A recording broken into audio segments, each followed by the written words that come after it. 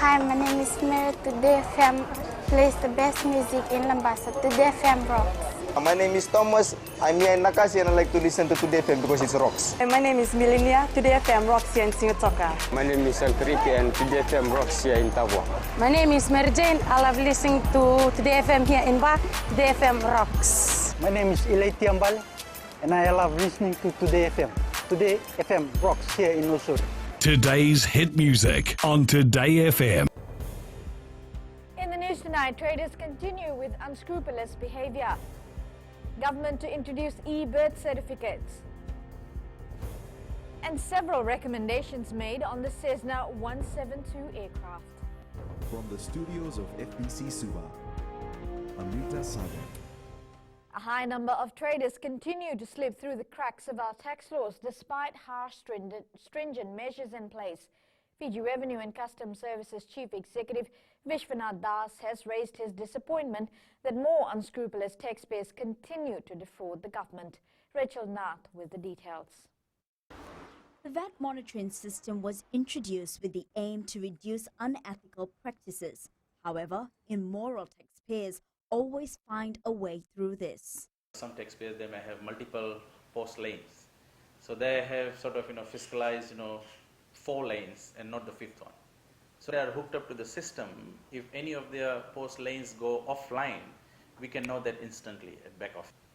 But where the post lane is completely not fiscalized in the first instance, well, of course, again, that is dependent on the relationship between the post provider, the taxpayer and tax office. This corrupt practice prompted the issuance of infringement notices. Of course, you can misconstrue and say, FRCS is becoming very draconian and things like that. But people would not say why it was issued. Of course, when we put our inspectors on the ground, they were tills being operated, which were not issuing fiscalized receipts. Infringement notices were issued, which had fines ranging up to $50,000 or so. The taxman says more action will be taken. In the very near future, you're going to see more of my people on the ground. The Revenue and Customs has noted an improvement in the compliance rate. Now that is from 60% to 90%. But there is still a grave worry about tax evasion. The taxman is calling on you as a taxpayer to play your part and to report any unscrupulous practices that you might notice in your purchases.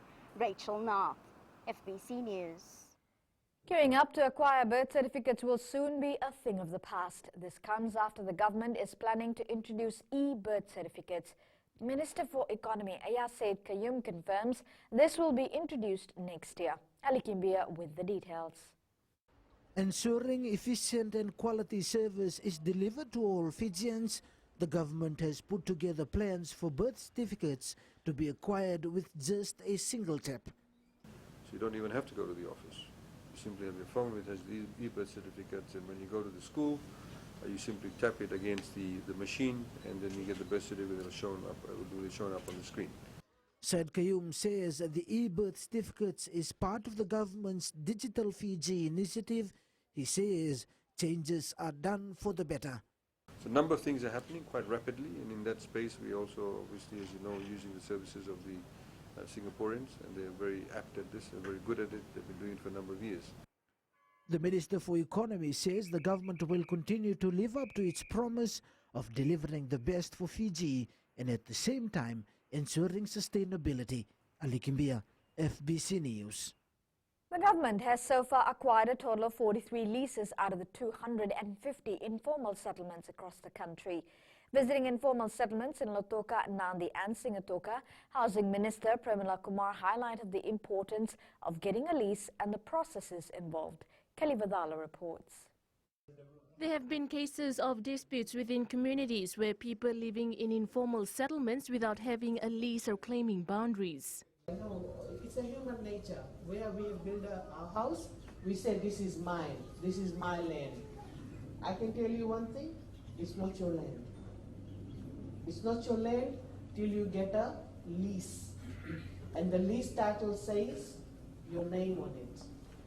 The peg will show you the boundary. That's yours. And I've also come across a lot of fighting within the community. One will say, no, you can't run the pipe here, it's my driveway. Not your driveway. The minister urged residents of Tomuka, Soweni and Nambare settlements to understand the developments needed when acquiring for a lease. I understand there are some of you who may feel, why is it taking so long? Why can't the surveyor come and show me my 4 pegs? I can build my house there. When we develop a subdivision, that's not how subdivision works.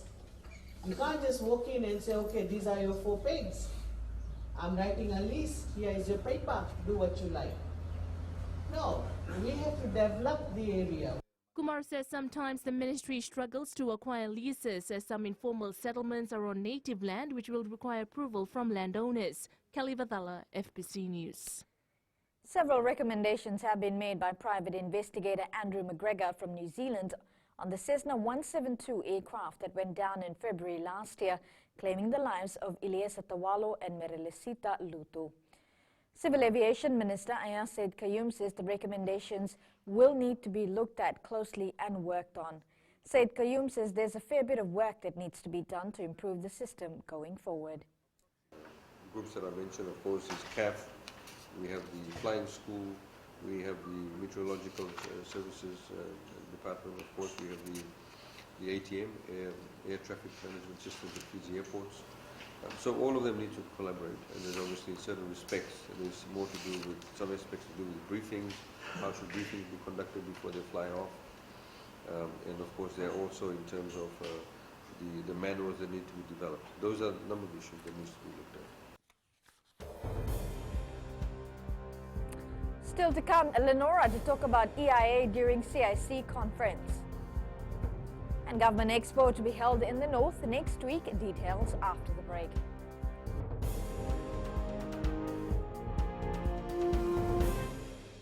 Nambula FM, nambandua ya nasere. Oya uvasit sai so ilambasa, ya ndo talita ina warong Nambula FM nambandua ya nasere. Buya do tumeli ako na tao no hinga toka. Talita kina na warong Nambula FM, nambandua ya nasere. Wana tunga Nambula FM, nambandua ya nasere nambuan. Na vengo fani na tao.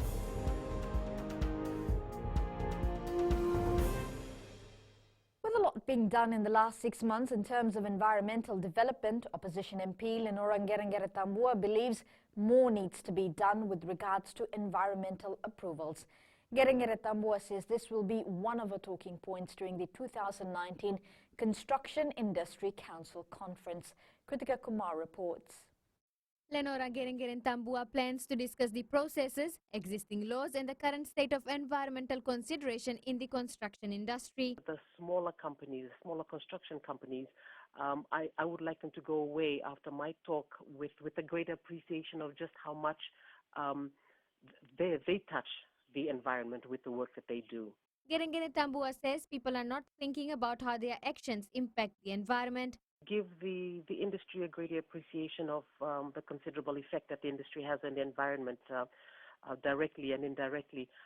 I know that a lot of times when a developer starts a development, construction industry could be inadvertently affected if the developer hasn't gone through proper processes in terms of environmental impact assessment. Construction Industry Council Chief Executive Vijay Naidu says other issues will be discussed during the conference, which will be taken very seriously. We will talk about training needs as well. We talk about standards. There's a lot of talk about steel issues in this country. We talk about engineering issues. We talk about architectural issues. We talk about many other issues that concern the industry. So I think the two-day event will be well attended. The conference will be held from the 13th to the 15th of next month at the Grand Pacific Hotel in Suva. Kritika Kumar, FBC News.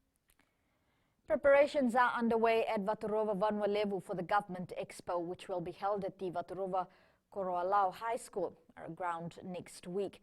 This is the first Government Expo to be held in the Northern Division and is a larger version of the road shows that are normally held every year. Eleanor Trangeviu has more. Close to 6,000 people are expected to converge at the Vaturowa Koroalau High School ground next week for the two-day Fiji Government Service Expo. This Government Expo, we have a higher budget. We've been given a budget of around 150 grand compared to the 50 grand that used to be provided in the past. Divisional Secretary North Soko Tuima confirms all logistical preparations are on track to cater for the communities in the districts of Vaturoba, Navatu, Tawake, Korolau and Sangani. Right now we have confirmed all government ministries will be here for the 2 days. The Government Service Expo will also provide a platform for students in the districts to access higher education services. It is an eye-opener for them. Without taking the step, paying the fare to go back to the mainland in Vitulibu, they will be here, situated in their own environment, and the services are coming to them. So it's a blessing to us. Free transportation will also be provided to the villages in these districts. For those that are living along the main road, that are usually serviced by the buses, we are providing bus services, and for each village we are providing 3 and 5 ton truck. The Fiji Government Service Expo will be held on the 28th and 29th of this month. Eleanor Turangaiwiu, FBC News. The 2019 Fijian Tourism Expo has been held a success following a record number of buyers and exhibitors. Speaking during the closing event last night at the Pullman Resort in Nadi, Tourism Fiji CEO Matthew Stockel says the credit goes to every individual who was part of the two-day expo. Stockel also acknowledged the team at Tourism Fiji for working late nights. The expo saw over 172 international buyers and media and 103 exhibitors converge at Denarau. But FTE takes the effort of each and every one of our staff. There's been a lot of late nights, a lot of planning, a lot of effort gone into it, and I've heard such fantastic feedback and just really want to thank all the staff. And sports, Baber retains core players for London Sevens. And Nandi slams Rewa in its Skipper Cup competition. This and more coming up.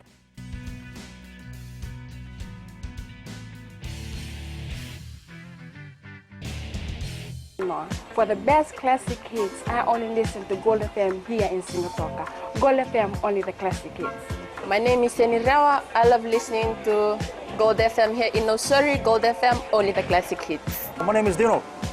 I'm from Outrigger, Coral Coast, Singapore. I love listening to Gold FM, only the classic hits. My name is Salote. I love listening to Gold FM here in Nosuri. Gold FM, only the classic hits. Bula, my name is Marida. Gold FM plays the best classics here in Outrigger.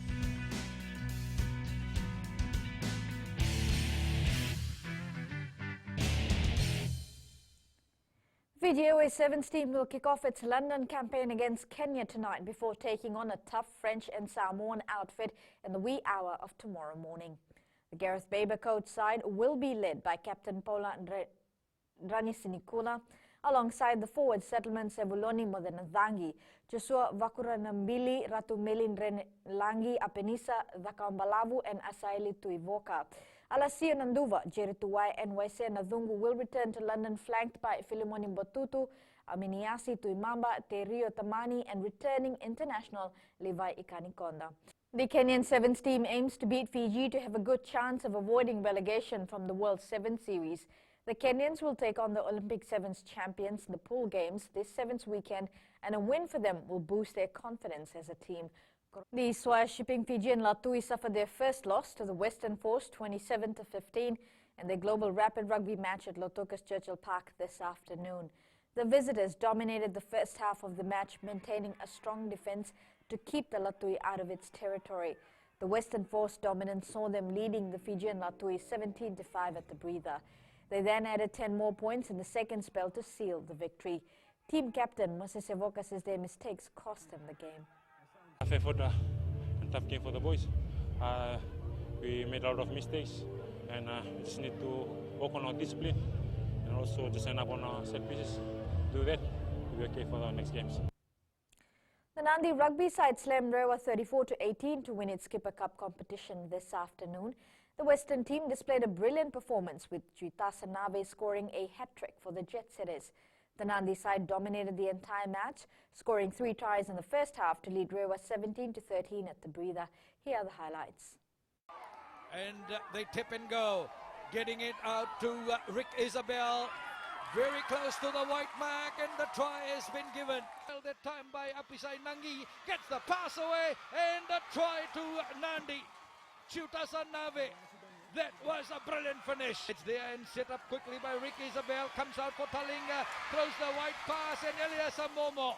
Peli Saukuru. Kitione Talinga puts the cross kick. And the bounce is there. No, picked up well by Chutasa Nave.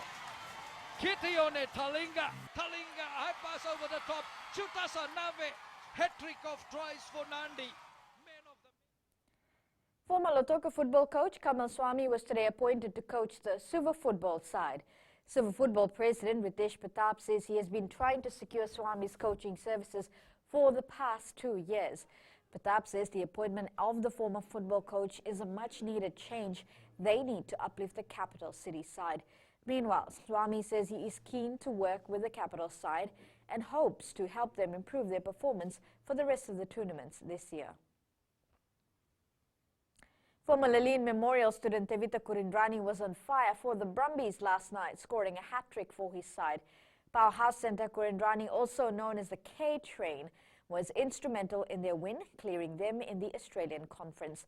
The victory extends the Brumbies' lead at the top of the Australian Conference and moves them into second spot on the Super Rugby ladder. Meanwhile, the Chiefs made an early start to their Super Rugby match against the Reds last night, scoring 3 tries in the first half to seal the victory. The Chiefs also welcomed back Sam Cane to the starting 15 with a 19-13 win over the Reds. They have managed to keep their Super Rugby playoff hopes alive.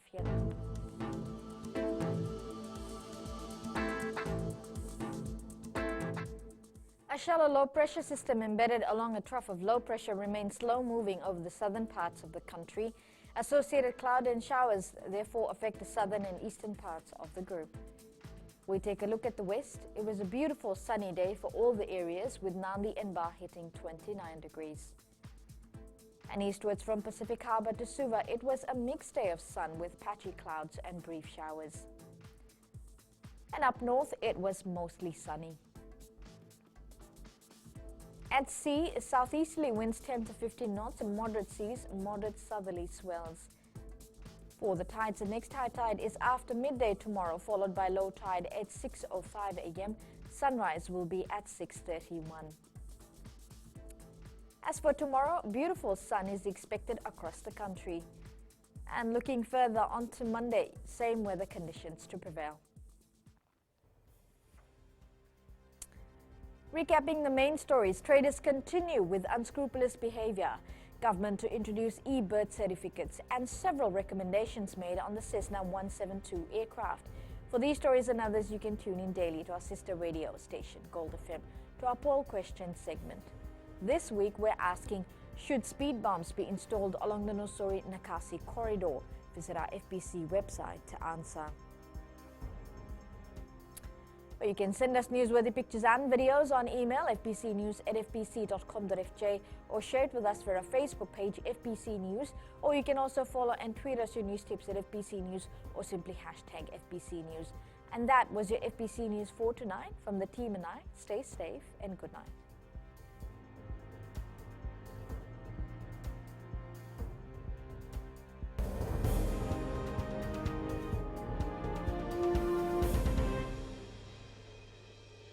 Hi, I'm Jyotishma. I'm from Singatoka. I love listening to Mirchi FM. Mirchi FM is hot.